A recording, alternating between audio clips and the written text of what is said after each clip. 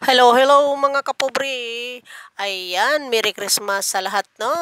Pasko na. Ayan mga kapobre, magluto tayo. Ito ang ating mga ingredients, mga kapobre. Ating mga sangkap. May secret tayong gagawin ngayon. Ayan, bell pepper yun. Ayan naman ay ang ating carrots.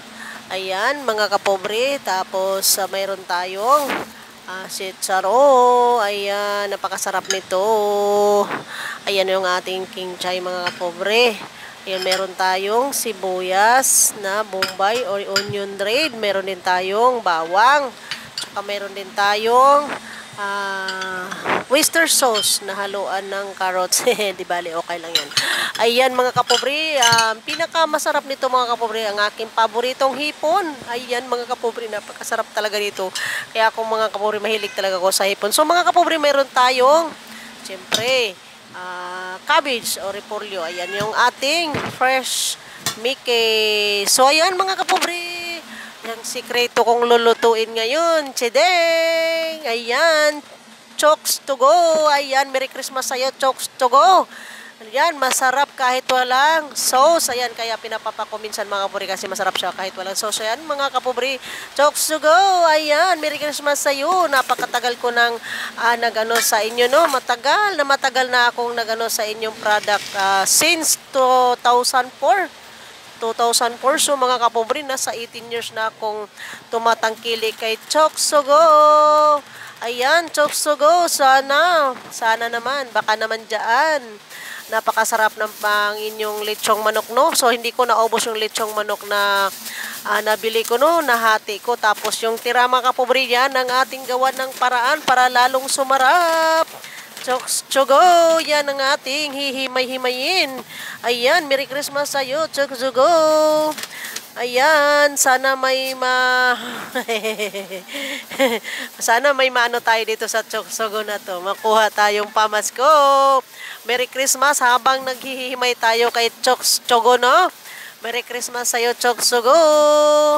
Biruin mo, Choksogo. 18 years na akong kumakain sa inyong lechong manok, mga kapobre. Paborito ko talaga si Choksogo. Nakakaano kasi yung lasa niya, napakasarap. Kahit papakain mo lang, di mo na kailangan ng sausawan mga kapobre. So, napakasarap. Satisfied ako sa lasa mga kapobre sa Choksogo. Yun na talaga ang lagi kong binibili ay Choksogo. Ayan mga kapobre, ay nihimay-himay ko to, no? Tapos tatanggalin natin yung itong buto-buto. Kailangan natin tanggalin at saka yung medyo balat na medyo brown. So tinatanggal ko ito kasi gusto ko talaga na yung yung maputi lang na ihalo ko dyan mga kapobre. So mga kapobre, habang tayo ay naghihimay-himay dito sa ating Choksogo, Merry Christmas po sa inyo. Ay nagpainit na ako ng aking kawali, paborito kong kawali. Ayan mga kapobre. So mga kapobre, magigisa na tayo, no? Unahin natin ang, siyempre, bawang. Ayan mga kapobre. Napakasarap nito mga kapobre. Pasarapin na, lalo nating pasarapin si Choksogo. Ayan mga kapobre. So sinunod na natin yung ating red onion mga kapobre. Wow, napakasarap nito mga kapobre. Promise, napakasarap talaga nito. Masarap na si Choksogo, yung lechon manok nila. Mas pasarapin pa natin mga kapobre. Kaya kayo mga kapobre, kung may tira-tira kayong mga ulam dyan, gawan nyo ng paraan. May mga tira-tira kayong gulay sa rep, gawan nyo ng paraan para lalong sumarap at di na kayo malaking gastos, di na kayo bibili ng iba pang ulam. Ayan mga kapobre, no?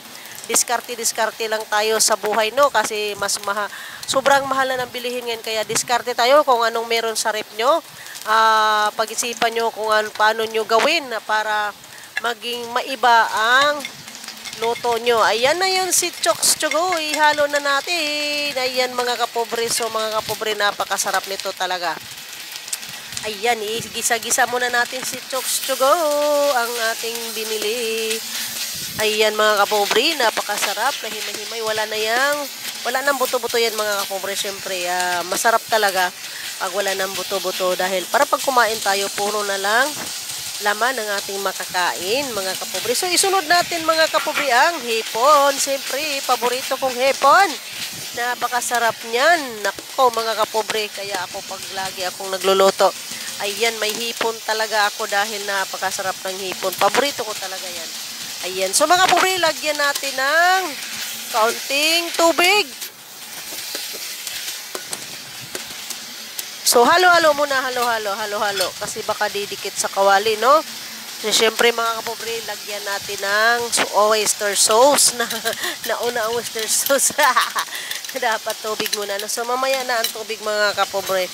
Unahin na muna natin yung oyster sauce para mag-absorb doon sa yan, chicken at sa shrimp. Ayan mga kapobre, napakasarap, no? So, maglagay na tayo ng konting tubig lang mga kapobre ha, kasi malasa na yung ating tsogo. Timplado na kasi siya, kaya wag na tayo masyado maglagay ng kung ano-ano.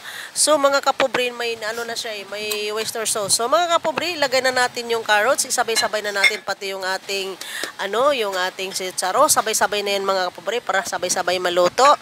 Ayan mga kapobre, wow. So ilagay na rin natin mga kapobre yung ating bell pepper, siyempre para pampabango. Ayan, pampabango, pang pasarap mga kapobre. Ang bell pepper mga kapobre, napakaganda sa ating katawan. So ilagay na lang natin din ang ating celery. Siyempre, damihan ko yung celery kasi paborito ko siya, lalo sa pansit. Kasi ang ilagay natin dito mga kapobre ay fresh Mickey. Ayan mga kapobre, napakabango nito dahil maraming celery. Ayan mga kapobre, napakasarap, diba? Wow.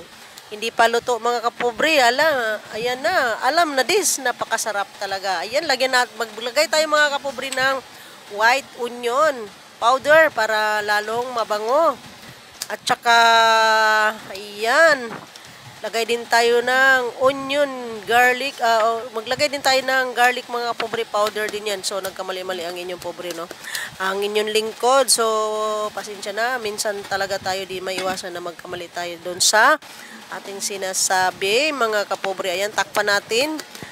So, ayan, tiyadang, ilagay na natin yung ating repolyo kasi luto na yung ating carrots at saka yung secharo. So, mga kapobre, ilagay na natin. Mabilis lang maluto itong mga kapobre, yung repolyo. Kaya, ayan, mga kapobre, napakasarap. So, mga kapobre, ano pang inaantay nyo, no? Pag kayo ay may mga tira-tirang ulam, gulay. So mga kapobre, hindi yan masayang dahil lutuin mo ulit yan. Ayan, chedeng! Ayan na mga kapobre.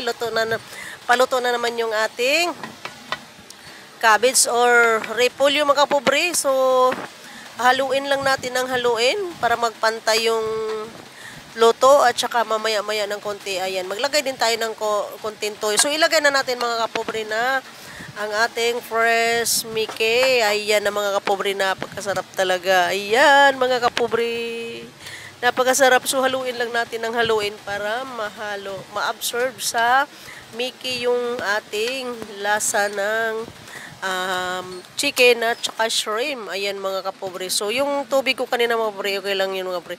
Chedeng! Ayan na mga kapobre, ang ating finished product. Napakasarap. So mga kapobre, diba yummy? Ayan mga kapobre. So mga kapobre, tikim-tikim na tayo.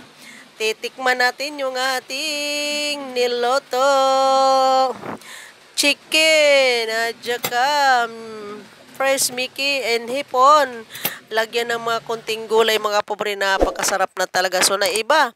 Ayan mga kapobre, thank you for watching.